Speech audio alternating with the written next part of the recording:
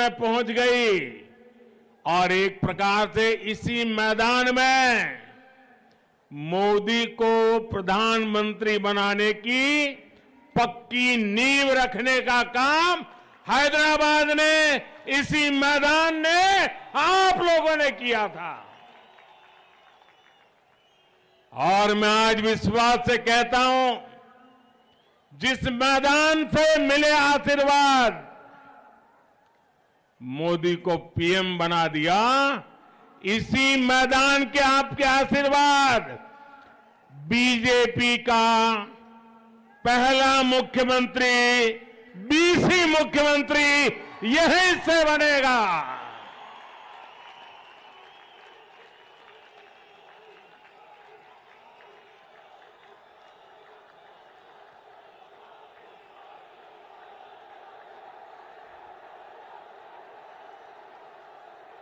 मंच पर मेरे साथ पवन है,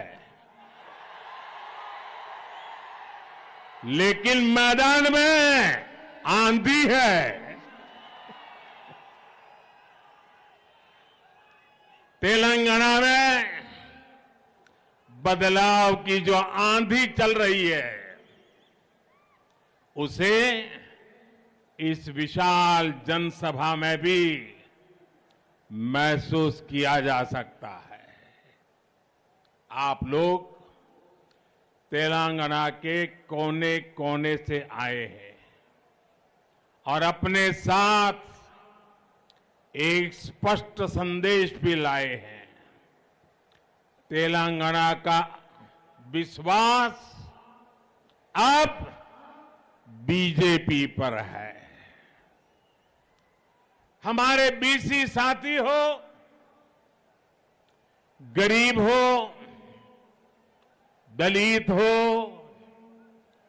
एसटी एससी भाई बहन हो, सभी ने तेलंगाना में परिवर्तन का मन बना लिया है। पिछले 9 वर्षों से यहां तेलंगाना में विकास विरोधी, बीसी विरोधी, एससी एसटी विरोधी सरकार है। इस 30 नवंबर को आप लोगों के पास तेलंगाना की बीसी विरोधी सरकार को उखाड़ फेंकने का बेहतरीन अवसर है। अब तेलंगाना में कमल ही कमल खिले, ये आपको सुनिश्चित करना है। ना कुटुंब सभ्युलारा, तेलंगाना का गठन 3 मुद्दों पर हुआ था।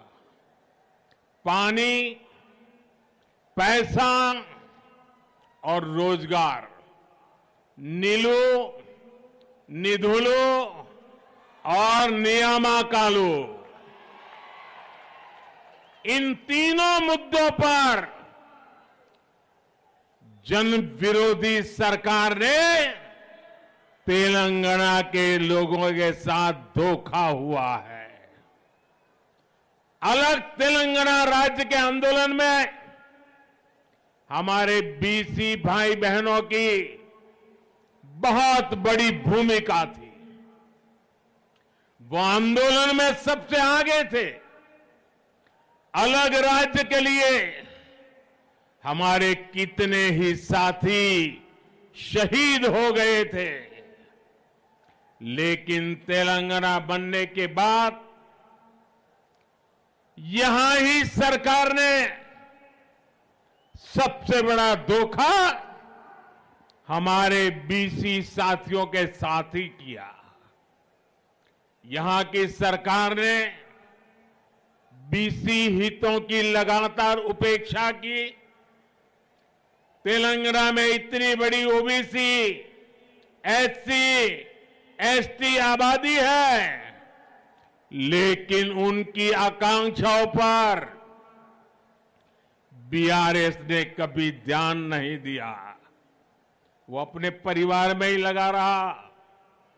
यहां तो बीआरएस की दो टीमें तो साफ दिखती हैं, एक पर्दे के पीछे सी टीम भी है।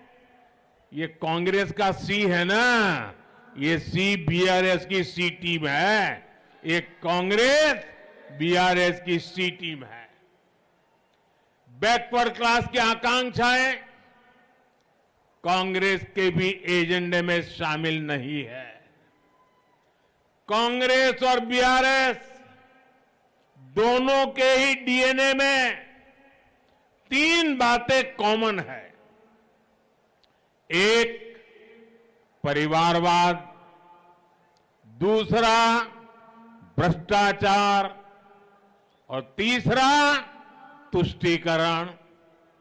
इन परिवारवादी पारियोटियों के संरक्षण में भ्रष्टाचार फलता है, फूलता है और अवसर भी सिर्फ और सिर्फ नाते रिश्तेदारों को ही मिलता है।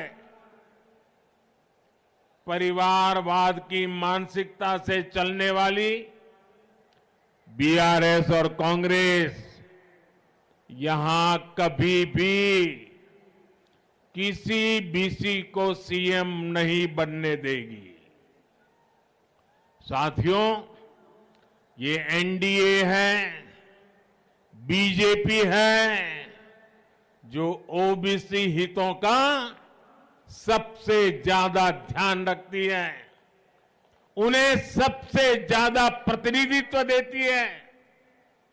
बीजेपी का हमेशा से ये प्रयास रहा है कि दलित, पीड़ित, शोषित, वंचित, पिछड़े, आदिवासी समुदाय को उचित प्रतिनिधित्व मिलता रहे। जब अटल बिहारी वाजपेयी की सरकार थी और हमें सेवा करने का मौका मिला तो एपीजे अब्दुल कलाम जी को हमने देश का राष्ट्रपति बनाया। 1996 में जब आदिवासी नेता पीएस संगमा जी का नाम लोकसभा के स्पीकर पद के लिए चुना गया तो अटल जी ने समर्थन का नेतृत्व किया। 2012 में राष्ट्रपति चुनाव में भी बीजेपी ने पीएस संगमा जी के नाम का समर्थन किया।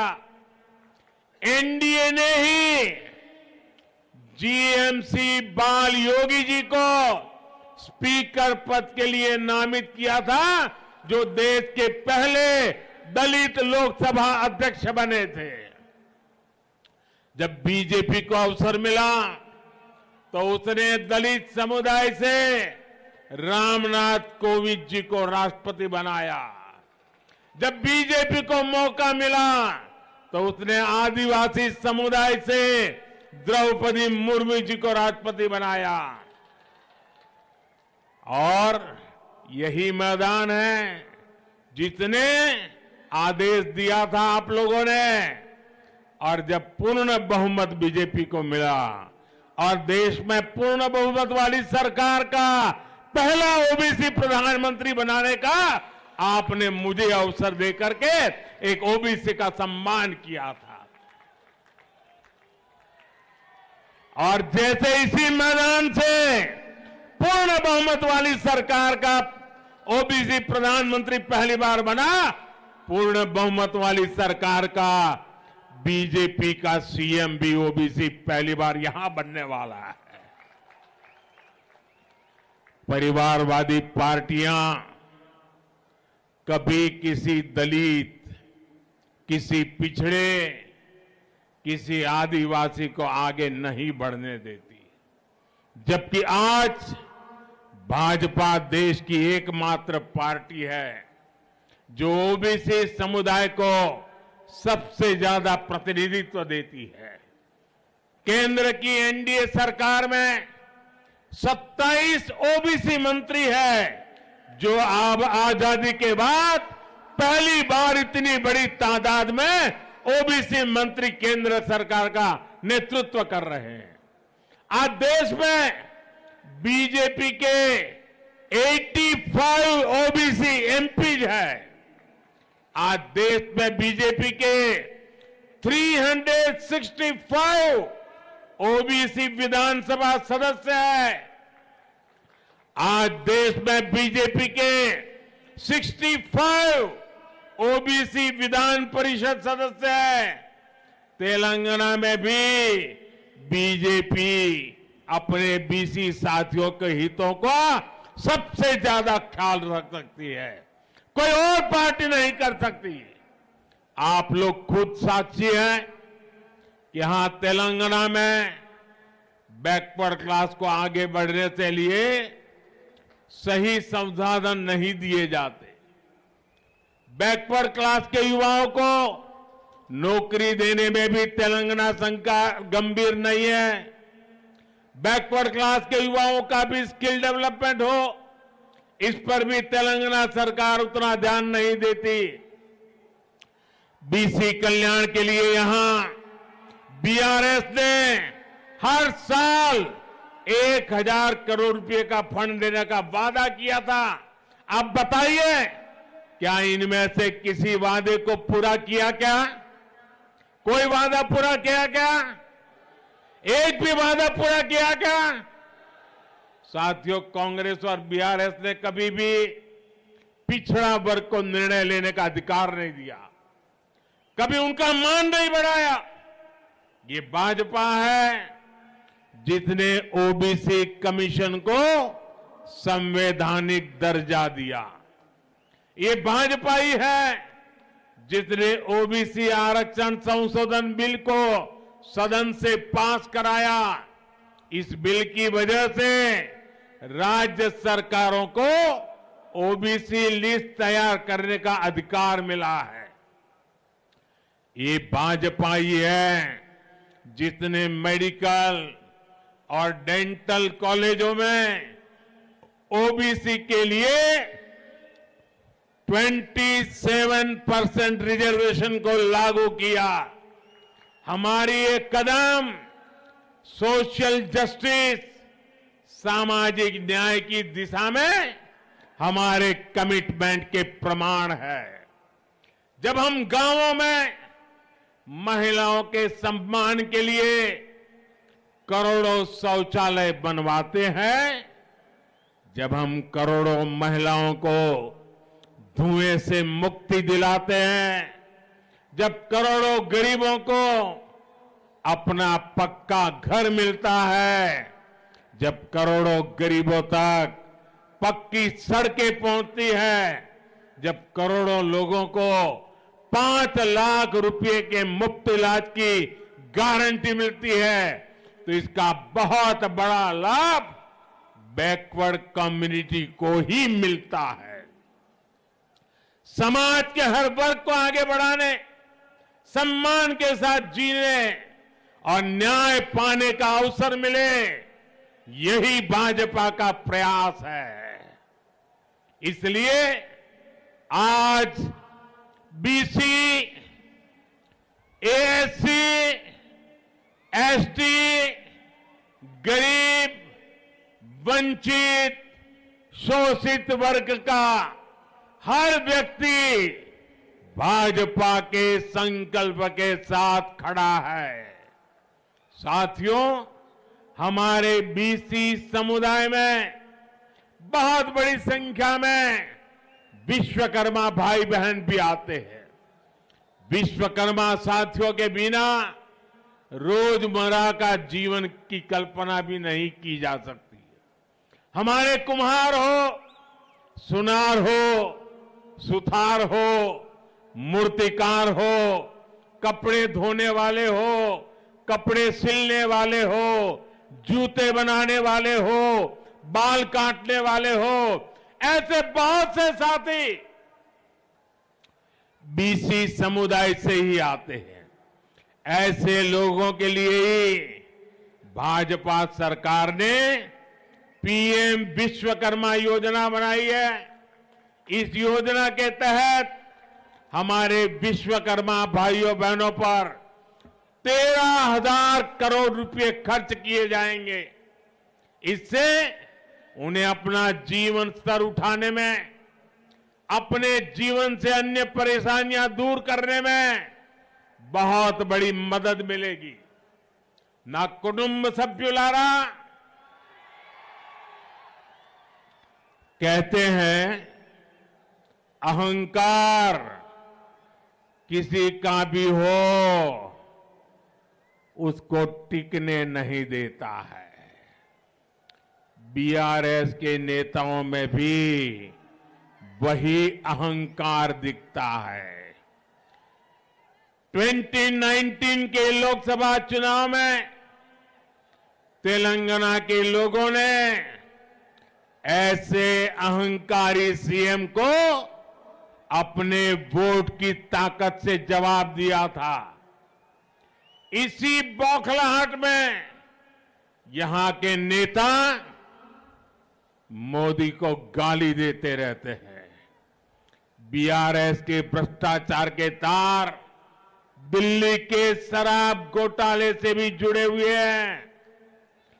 जांच एजेंसियों ने जब उनके भ्रष्टाचार की जांच शुरू की तो ये लोग जांच एजेंसियों को भी गालियां देने लगे। लेकिन आज मैं ऐसे लोगों को डंके की चोट पर कहना चाहता हूं, भ्रष्टाचार के खिलाफ कार्रवाई होके रहेगी। जिन्होंने जनता को लूटा है उनको लौटाना ही पड़ेगा। और मेरे तेलंगाना के भाइयों बहनों, ये मोदी की गारंटी है। साथियों, बीआरएस और कांग्रेस अलग अलग नहीं है, एक ही सिक्के की दो बाजू है। कांग्रेस ने 7 दशक में परिवारवाद और भ्रष्टाचार का जो मॉडल डेवलप किया, बीआरएस उसी पर चल रही है।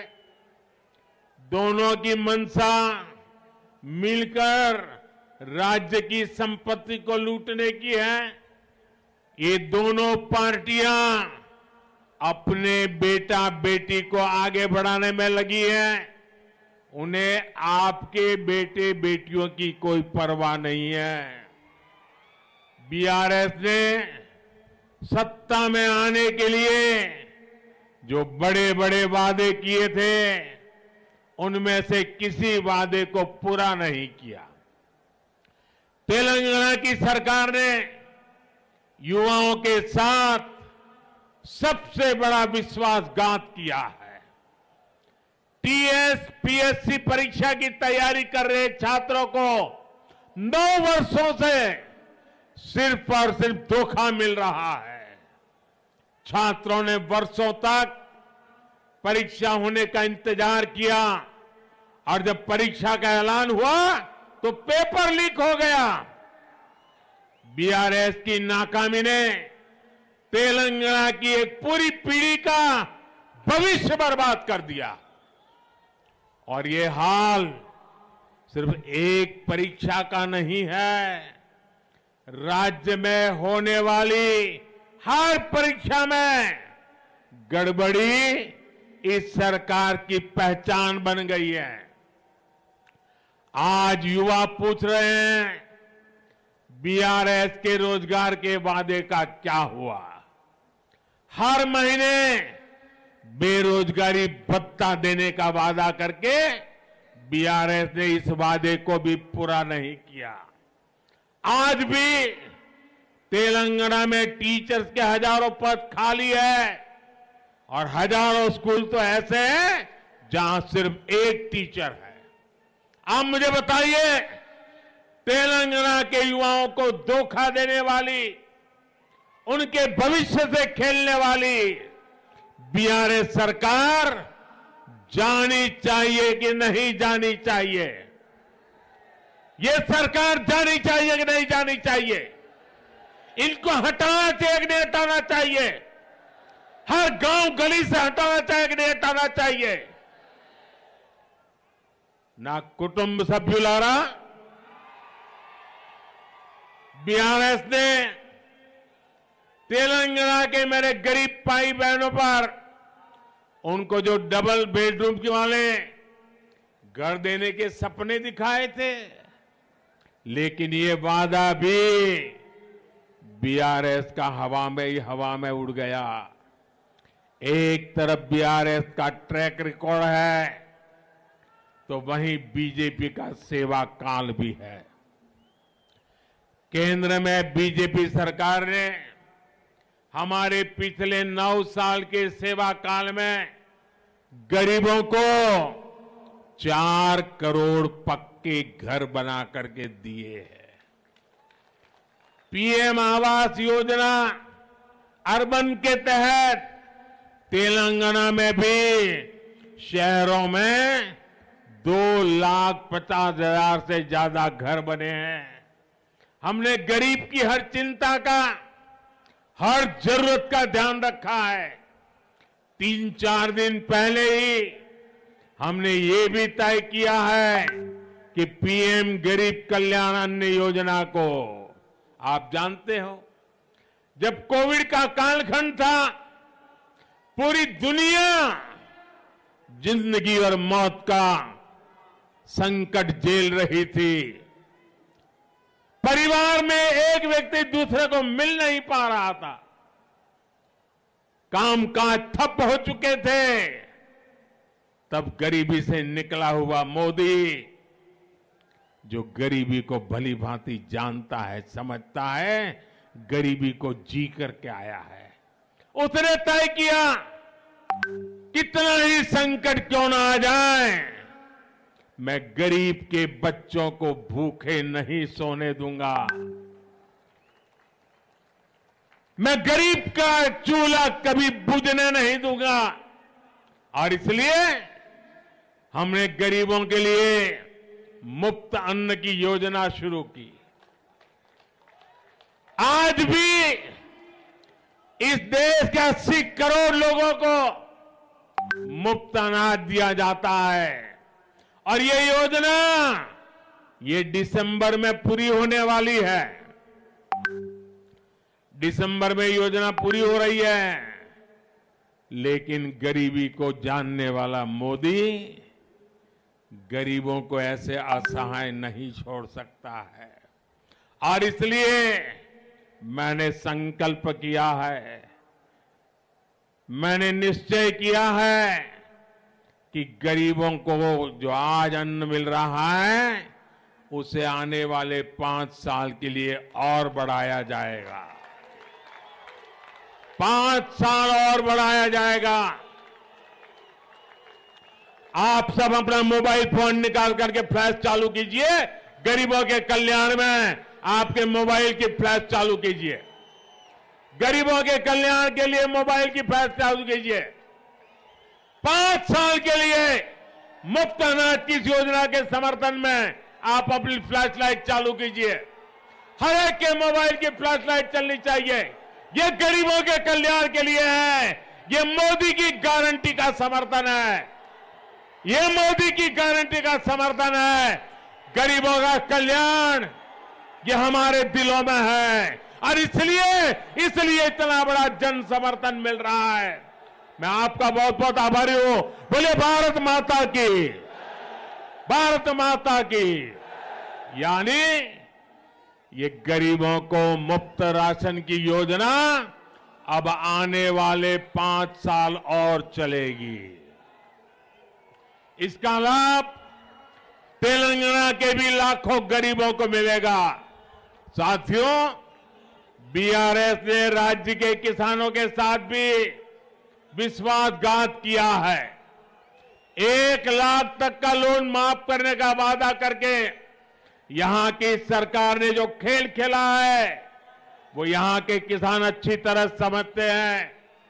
उसने किसानों को मिलने वाली कई तरह की मदद भी बंद कर दी है। ये भाजपा सरकार है, जो अपने किसान भाई बहनों के हर हित का ध्यान रखती है। पीएम किसान सम्मान योजना के तहत हमने यहां के किसानों को 9,000 करोड़ रुपए सीधे उनके बैंक खातों में भेजे हैं। इससे तेलंगाना के 35 लाख किसानों को सीधा फायदा हुआ है। इसमें बड़ी संख्या में बैकवर्ड कम्युनिटी के किसान शामिल हैं। साथियों, आज तेलंगाना के लोगों के साथ ही पूरा देश 2047 जब देश आजादी के 100 साल मनाएगा, हम विकसित भारत का लक्ष्य लेकर के मैदान में उतरे हैं, इसीलिए काम कर रहे हैं। भाइयों बहनों, आप इतनी बड़ी तादाद में आए, इस मैदान ने मुझे फिर से एक बार उसके प्यार का एहसास करा दिया है, उसके आशीर्वाद की ताकत का एहसास करा दिया है। तेलंगाना का तेजी से औद्योगिक विकास हो, यहां के नौजवानों को रोजगार मिले, इसके लिए बीजेपी सरकार प्रतिबद्ध है। बीजेपी सरकार हर क्षेत्र में तेलंगाना के विकास के लिए काम करेगी। इसके लिए तेलंगाना में डबल इंजन की सरकार जरूरी है। तेलंगाना में भाजपा सरकार बनाने के बाद बीसी गौरव को बढ़ाने के लिए ठोस कदम उठाए जाएंगे। भाजपा हमेशा आपके विश्वास को मजबूत करने का प्रयास करेगी। विश्वास की इस लहर को आप तेलंगाना के जन जन तक, कोने कोने तक लेकर के जाइए। आप इतनी बड़ी तादाद में आए, नौजवानों का जो मैं जोश देख रहा हूं, मैं साफ देख रहा हूं, तेलंगाना में बीजेपी की सरकार बनाने का आपने फैसला कर लिया है। मेरे साथ बोलिए, भारत माता की, भारत माता की, भारत माता की जय। आप सबका बहुत बहुत धन्यवाद।